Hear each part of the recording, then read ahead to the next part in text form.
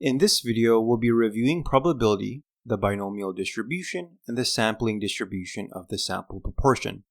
We've already discussed these topics in more detail in my previous videos, so if you need more review, please watch those videos before you watch this one. This video is just a way to put all of these concepts together using practice questions so you can understand them better because sometimes it can be confusing. So let's start with the video. Suppose we have a jar that contains 200 green marbles and 300 blue marbles.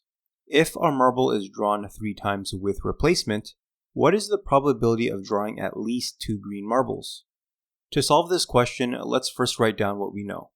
The probability of success is equal to the number of successful outcomes divided by the total number of outcomes. Since a success in this case is drawing a green marble, the probability will be equal to 200 divided by 500 because there are 200 green marbles and there are a total of 500 marbles altogether. 200 divided by 500 gives us an answer of 0.4. And the probability of failure, or drawing a blue marble, is equal to 300 divided by 500, which is equal to 0.6. There are many different ways of drawing 3 marbles. For example, one outcome could be drawing 2 green marbles in a row, followed by 1 blue marble. This can be written as GGB for short. Another outcome could be drawing a blue marble, then a green marble, and then another blue marble. This can be written as BGB for short. The entire list of possible outcomes is called the sample space. To calculate the probability for each outcome, all we have to do is multiply the probability of each independent event together.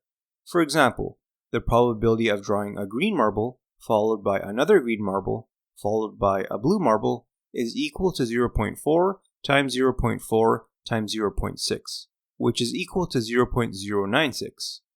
And the probability of drawing 3 blue marbles in a row is equal to 0.6 times 0.6 times 0.6, which is equal to 0.216, and so on.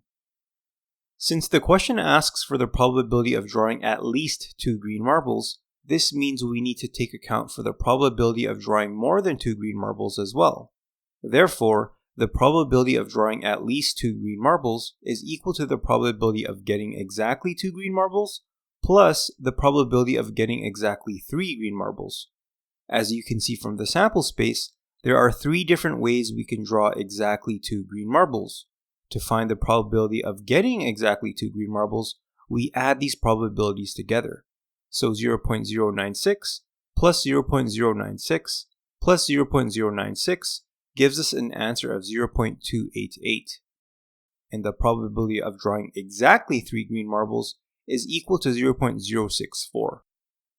And finally, the probability of drawing at least 2 green marbles is equal to the probability of drawing exactly 2 green marbles plus the probability of drawing exactly 3 green marbles, which is equal to 0.288 plus 0.064, which gives us a final answer of 0.352.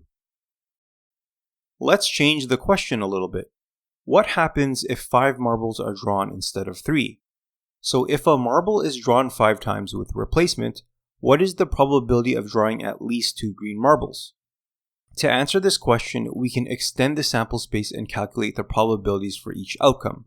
However, this may take time and may not be feasible, so instead, we can use the binomial formula to solve this problem.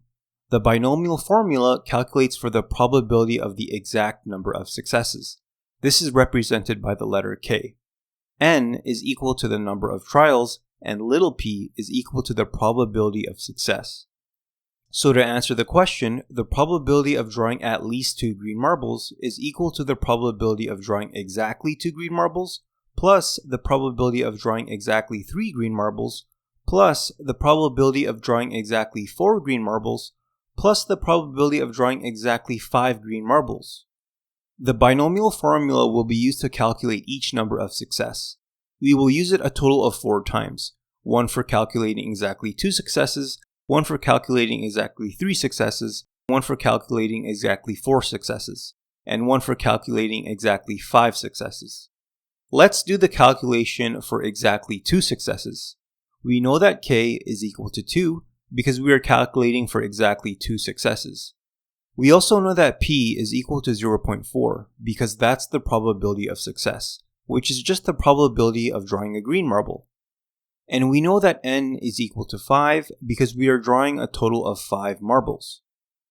If we plug all of these numbers into the formula, we will get an answer of 0.3456. We will do the same process for calculating the rest of the probabilities. After we make this calculation, we will add these values together to get the answer, which is equal to 0.66304. Let's change the question again. If a marble is drawn 100 times with replacement, what is the approximate probability of drawing at least 35 green marbles? There are 3 ways we can solve this question. We can calculate for the answer by extending the sample space like we did in the first example, but we know that won't be feasible since it requires a lot of work. We can also calculate for this by using the binomial formula, but we know that won't be feasible either because we have to calculate the probability of success 65 different times since we'd have to calculate a success for drawing 35 green marbles, 36 green marbles, 37 green marbles, and so on until we get to 100 successes. The other way we can solve this question is by using the sampling distribution of the sample proportion. This is what we talked about in the previous video. But first, we need to check if the central limit theorem can be applied. For a sampling distribution of the sample proportion, it needs to follow 2 conditions for the central limit theorem to work. The first condition is that n times p must be greater than or equal to 10. And the second condition is that n times 1 minus p must also be greater than or equal to 10. In this example, n is equal to 100 because a marble is being drawn a total of 100 times. Let's see if the first condition is met.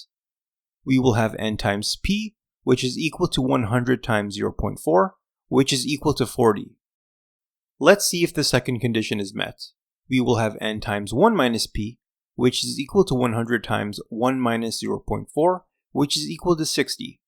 60 is greater than 10, so the second condition has also been met. Since these 2 conditions are satisfied, the central limit theorem can be applied.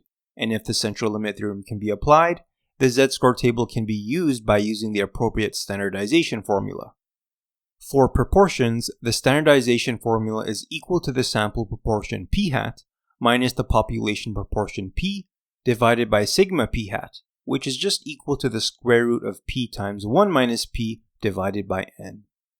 In this case, p hat is equal to 0.35 as that is the minimum proportion of green marbles that we are trying to draw out of 100. And p is equal to 0.4 because that is the probability of drawing a green marble.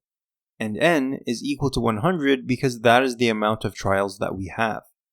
Plugging all of these numbers into the formula gives us a z-score of negative 1.02.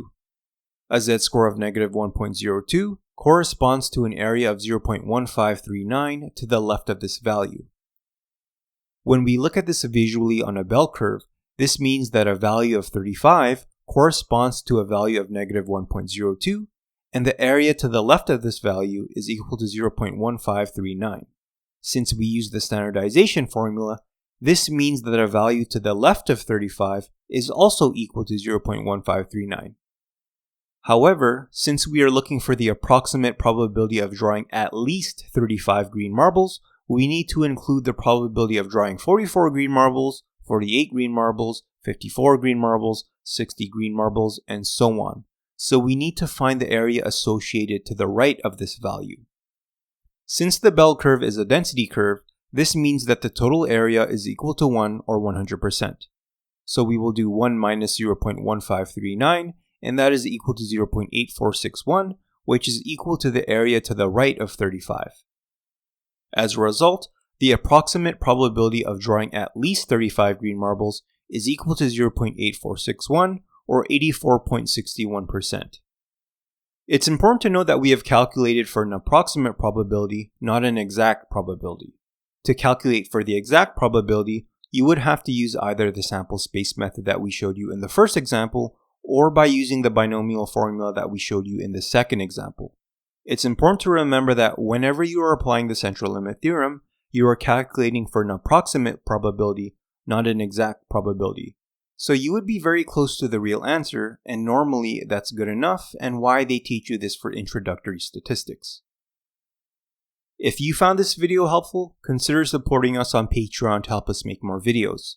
You can also visit our website at simplelearningpro.com to get access to many study guides and practice questions. Thanks for watching.